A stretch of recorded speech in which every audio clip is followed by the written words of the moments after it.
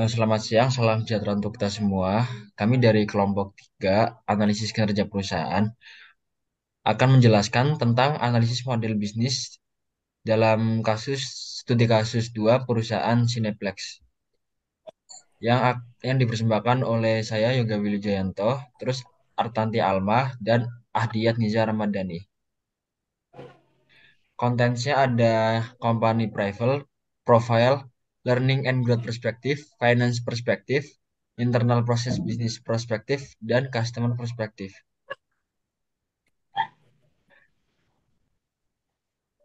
Kam- Company Preview. Cineplex Entertainment didirikan pada tahun 1979 sebagai bioskop kecil dengan nama Cineplex Odeon. Pada tahun 2003, Cineplex bergabung dengan Galaxy Entertainment Inc. di bawah naungan Onex Corporation, sebuah perusahaan Kanada yang berkumpul di industri hiburan atau Galaxy. Alice Jacobs, CEO Galaxy, telah mengambil alih perusahaan yang baru saja di direstrukturisasi di penghujung tahun 2005. Cineplex Galaxy bergabung dengan pemain terkenal untuk membentuk Cineplex Entertainment Distributor, film terbesar di Kanada. Dengan pangsa 64% box office, rantai menerima sekitar 40 juta pengunjung per tahun di Cineplex Odeon, Galaxy, pemain terkenal, dan Cinema City. Tujuan perusahaan Cineplex adalah untuk memberikan pengalaman hiburan yang tak tertandingi kepada penonton bioskop. Pelanggan dapat makan di banyak kios, konsesi bermerek, atau bermain di arcade selain menonton film. Pada tahun 2005, Cineplex memodifikasi pendekatan mereka untuk fokus pada pertumbuhan pasar baru dengan menggunakan infrastruktur bioskop yang sudah ada. Layar besar untuk menyiarkan acara langsung termasuk pertandingan NHL, pertandingan bulat, dan Metropolitan Opera. Peristiwa ini memberikan kontribusi yang signifikan terhadap bisnis Cineplex, yang sebagian besar diukur dengan kunjungan pelanggan dan pendapatan per tamu, yang terdiri dari pendapatan box office dan konsesi.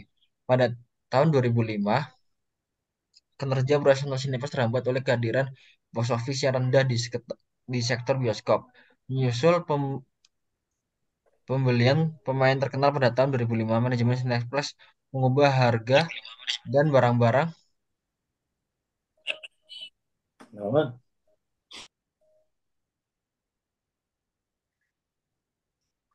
dan barang-barang Membarga dan barang konsesi makanan dan minuman pada tahun 2006. Dengan perubahan ini, Cineplex meningkatkan rata-rata RPG box office menjadi $7,73 dan RPG konsesi menjadi $3,44.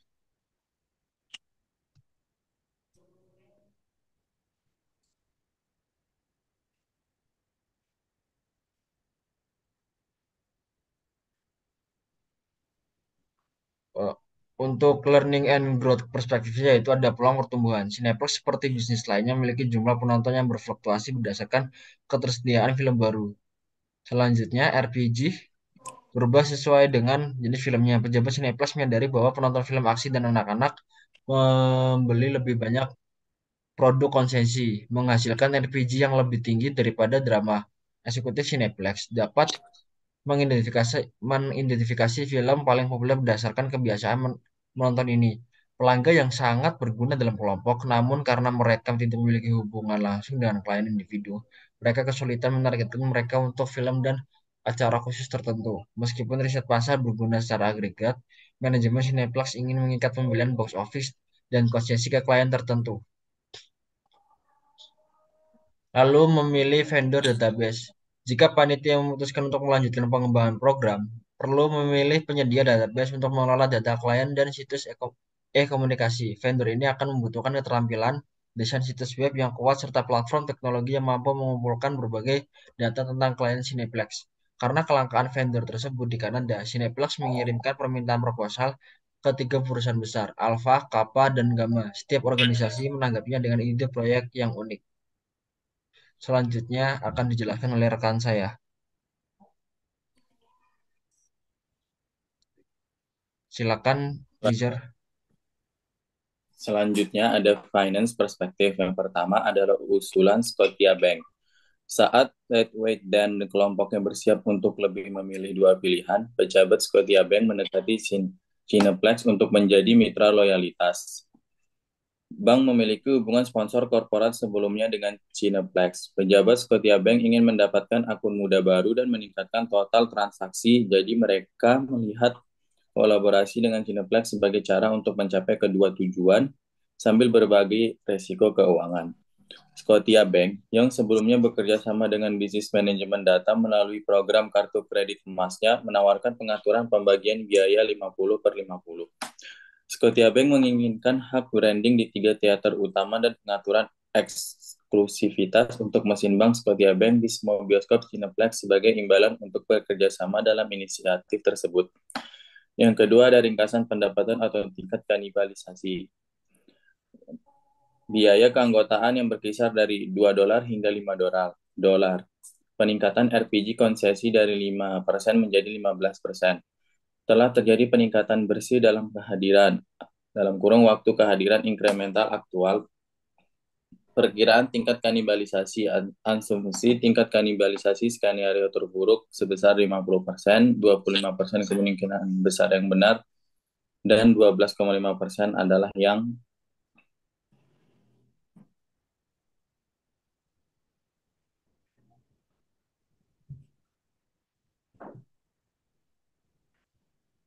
ketiga, menyusun program reward. Pemegang kartu dapat diberi diskon permanen untuk tiket teater atau produk konsesi atau keduanya, atau mereka dapat diberikan akses pertama ke acara khusus. Jika Leeway melanjutkan dengan film gratis atau diskon dan barang konsesi, dia perlu menghitung jumlah yang akan dia berikan kepada konsumen yang tetap akan berkunjung. 6 angka yang dikenal sebagai tingkat kanibalisasi. Lihat ekshibit keempat.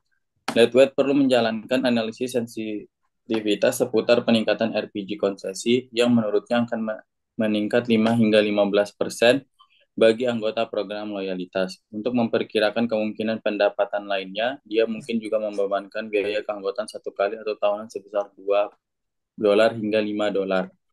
Terakhir, Leeway menyadari bahwa seperti program poin loyalitas lainnya, hanya 40% dari poin yang diperoleh yang akan ditukarkan setiap tahun. Dia membuat daftar awal dari 4 sistem insentif berbeda yang dia yakini mungkin bermanfaat, tetapi dia tidak yakin yang mana jika ada yang akan meningkatkan daya tarik pelanggan melalui nilai eceran sambil mengurangi pengeluaran.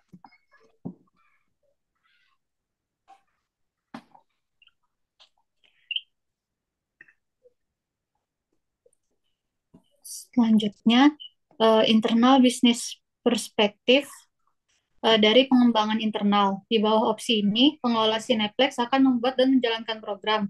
Mereka akan menjadi yang paling akrab dan dengan merek mereka dan akan memiliki kendali penuh atas arah program dan kepemilikan data. Namun, organisasi akan mengeluarkan seluruh biaya $5,5 juta pada tahun pertama, dengan penurunan biaya pada tahun-tahun berikutnya. Korporasi juga akan sepenuhnya terkena resiko keuangan dari poin yang tidak ditebus dan akan mengalami kesulitan dalam mendivestasi program jika terbukti tidak berhasil. Departemen baru akan diminta untuk mengawasi keberangkatan program. Strategi ini juga memerlukan pembuatan database baru yang mungkin membutuhkan waktu bertahun-tahun tergantung pada kemanjuran iklan. Namun karena akses dan kontrol data yang tidak terbatas, alternatif ini tampak menarik bagi banyak anggota komite. Selanjutnya, pameran film. Pemutaran film Kanada pertama yang berlangsung di Montreal, Quebec pada tahun 1896 dan bioskop pertama dibuka pada tahun 1906. Menghadiri bioskop juga dikenal sebagai teater, jadi hobi sosial yang populer. Pada tahun 1930-an, sepertiga dari semua orang Amerika pergi ke bioskop. Pelanggan tertarik ke berbagai bioskop independen dan milik studio. Multiplex 18 teater pertama di Kanada dibuka di Toronto, Ontario pada tahun 1979 dan banyak multiplex tambahan menyusul pada tahun-tahun berikutnya. Menyusul serangkaian konsolidasi, hanya 3 firma teater besar yang bertahan di sektor pameran film dan acara Kanada pada tahun 2005. Untuk memutar film, bioskop memerlukan izin dari distributor yang membeli haknya dari studio produksi. Perjanjian lisensi menetapkan pembagian box office yang sering dikenal sebagai proporsi pendapatan yang diperoleh teater dari film tertentu selama periode waktu tertentu. Terlepas dari kenyataan bahwa kedua belah pihak saling bergantung, distributor mengontrol keseimbangan kekuatan dan teater mengandalkan penjualan konsesi, di mana mereka menyimpan 100% dari hasilnya. Pembelian barang dan minuman konsesi oleh pelanggan memiliki margin rata-rata 65%. Lalu selanjutnya, manajemen retail pelanggan. Manajemen klien atau CRM adalah strategi pemasaran di mana perusahaan mengumpulkan data pembelian individu untuk lebih memahami dan menanggapi keinginan pelanggan dan kebiasaan membeli. Data sering disimpan dalam database terpusat, dari mana eksekutif perusahaan dapat menganalisis tren dan perilaku pembelian dalam kategori pasar tertentu. Dengan pemahaman yang lebih baik tentang klien mereka, bisnis dapat membuat kampanye yang disesuaikan untuk meningkatkan kemanjuran pemasaran, seperti mengatur ulang produk dan layanan mereka. Program CRM juga dapat digunakan oleh Cineplex untuk bertukar informasi yang berguna dengan vendor konsesi dan distributor film. Mitra akan lebih siap untuk mengembangkan barang untuk basis konsumen Cineplex jika informasi ini dibagikan. Lalu selanjutnya ada menciptakan loyalitas. Bahkan dengan pangsa pasar 65% di Kanada, Cineplex harus berjuang keras untuk mendapatkan perhatian klien. Pembajakan film yang sedang berlangsung, persewaan film, konser, dan acara atletik bersama dengan keuntungan box office yang berfluktuasi mendorong para eksekutif Cineplex untuk mencari cara meningkatkan pengeluaran dan frekuensi konsumen, terutama di kalangan demografis berusia 16 hingga 24 tahun yang berharga. Galaxy Entertainment telah meluncurkan kartu Galaxy Elite sebelum merger dengan Cineplex Odeon, yang memungkinkan konsumen memperoleh poin untuk menonton film gratis. Meskipun kurangnya CRM, inisiatif tersebut berhasil meningkatkan lalu lintas pelanggan.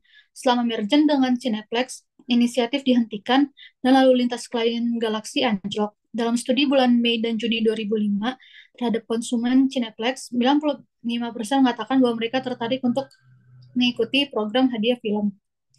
Lalu ada kampanye komunikasi pemasaran. Jabat Cineplex ingin merekrut 500.000 konsumen setiap tahun dalam program hadiah apapun selama 3 tahun pertama. Dia mengantisipasi bahwa pada tahun pertama, bank data akan cukup besar untuk mendapatkan informasi klien yang berharga, memungkinkan perusahaan untuk fokus pada retensi pelanggan. Untuk mencapai tujuan ini, Cineplex perlu meningkatkan kesadaran program secara signifikan, terutama di wilayah tempat kartu Galaxy Elite sebelumnya ada. Meluncurkan kartu loyalitas juga memerlukan upaya pemasaran yang disesuaikan dengan berbagai wilayah regional, termasuk Quebec, provinsi dengan bahasa resmi Prancis. Wade memiliki anggaran $300.000, oleh karena itu dia perlu membuat beberapa keputusan kreatif, seperti nama program, pesan pemasaran kepada pelanggan, dan media yang akan digunakan untuk menyampaikan pesan tersebut. Sekian dari kelompok kami, kurang lebihnya mohon maaf. Terima kasih.